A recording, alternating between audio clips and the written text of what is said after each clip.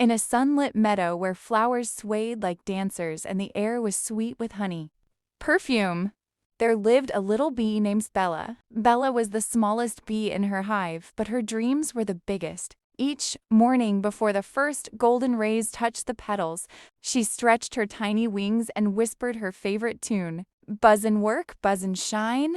I'll be the best bee of all time. And off she went, darting, dipping, and twirling through the field, working harder than every other bee she knew. While her friends stopped to rest under the shade of a daisy, Bella was still collecting nectar. When the sun began to set, painting the sky with pink and orange, she would say, "Just one more flower." The others admired her energy, but sometimes they worried. "Bella," said her friend Mina, "you never rest. You'll wear out your wings." Bella just giggled. "Greater than. I'll rest later. For now, there's work to do." Inside the hive, the queen bee often watched her. She loved Bella's spirit, but she could see the weariness behind her bright little eyes. One morning, the queen gathered the bees together. "My children," she said kindly, "our hive thrives because we work in rhythm. Work, rest, share, and care. A bee who forgets to rest forgets to see the beauty she works for." Her gaze lingered on Bella, warm but wise. Even wings that never stop will one day forget how to fly. Bella lowered her head respectfully. "Yes, Your Majesty." But inside, she thought, if I work harder, maybe she'll see how special I really am. The days passed and Bella worked faster, longer, and farther than ever. The meadow glowed with colored tulips, clovers, sunflowers, and Bella wanted to visit them all. She zoomed from one to the next, her wings buzzing like tiny drums. While the others hummed together, Bella raced alone, driven by a quiet voice inside her that said, "You have to be the best, or you'll never be enough." One afternoon, the sky began to change. Clouds rolled in from the hills, gray and heavy. The wind whispered through the flowers, then roared. "The storm's coming," cried Mina. "Everyone back to the hive." The bees hurried away, wings fluttering fast, but Bella looked at one last patch of tulips far away, their petals shimmering in the dim light. "If I collect just a bit more," she told herself, "the queen will be so proud." And off she flew into the wind. But the wind grew stronger.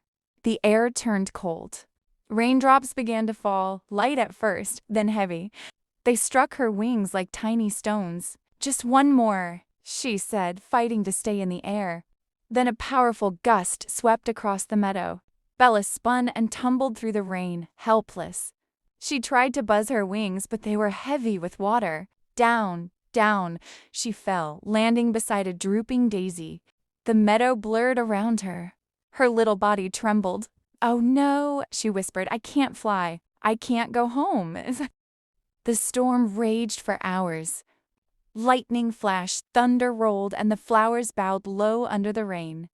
When it finally grew quiet, the world looked silver and still. Every leaf glittered with water. Every petal held a shining drop. Bella tried to lift her wings again, but they wouldn't move. Tears filled her eyes. "I wanted to make everyone proud," she murmured, "but now I can't even move. Maybe I was never meant to be a good bee." Just then, a gentle voice said, "Oh dear, what happened to you?" A red ladybug crawled out from under a leaf. She looked at Bella kindly. "I got caught in the storm," Bella said softly. "I wanted to finish my work, but I fell." The ladybug helped her up onto a big green leaf. "You poor thing! You shouldn't be alone in weather like this." Bella sighed. "I thought if I worked harder than anyone else, I'd be the best." The ladybug smiled. "And what if you don't have to be the best to be loved? What if you're already enough, just as you are?" Bella looked surprised. "But I have to do more. Everyone else is faster, stronger." "Maybe," said the ladybug gently. "But do you know what makes flowers grow?" Bella blinked. "The sun?" "Yes," said the ladybug. "But even the sun rests at night." Bella stared at the sky. The rain had stopped, and soft beams of sunlight broke through the clouds.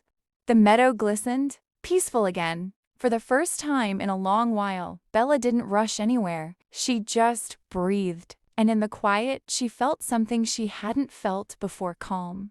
Maybe she thought, I don't have to do everything. Maybe it's okay to stop and just be. As the sun dried her wings, Bella lifted them slowly. They felt lighter, stronger, ready to fly again. "Thank you," she said to the ladybug. "You've helped me more than you know." The ladybug smiled. "Go home, little one. You belong there not because of how hard you work, but because of who you are." When Bella returned to the hive, Mina gasped, "Bella, you're safe." The queen bee came forward, her eyes filled with relief. "My child, where were you?" "We were so worried." Bella bowed her head. "I stayed too long in the storm. I wanted to prove I was the best, but I only got lost." The queen touched her antenna gently to Bella's. "Oh, Bella," she said softly, "you don't have to prove anything. You're a part of something beautiful. The hive doesn't need perfect bees, it needs happy ones." Bella's eyes filled with tears. "I understand now. I just wanted to make you proud." The queen smiled. "You already do. Because you learned something far greater than work. You learned balance." From that day on, Bella still worked hard, but she also rested. She spent time with her friends, watched the sunset after long days, and shared stories with the younger bees. She found that when she rested, she saw more beauty, the sparkle of dew, the songs of crickets, the soft glow of the moon on petals.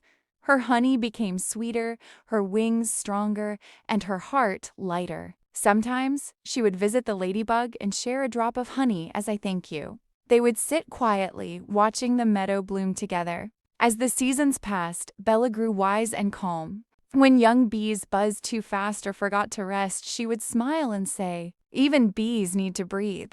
You don't have to do everything to be worthy. Your best is enough." And the young bees would listen, folding their wings, their hearts soothed by her words. From that time on, the others stopped calling her Bella the busy bee. They called her Bella the bright because her gentle spirit lit up the hive more than all the honey in the world. Moral: you don't have to do everything to be worthy. Sometimes, the best thing you can do is to simply be.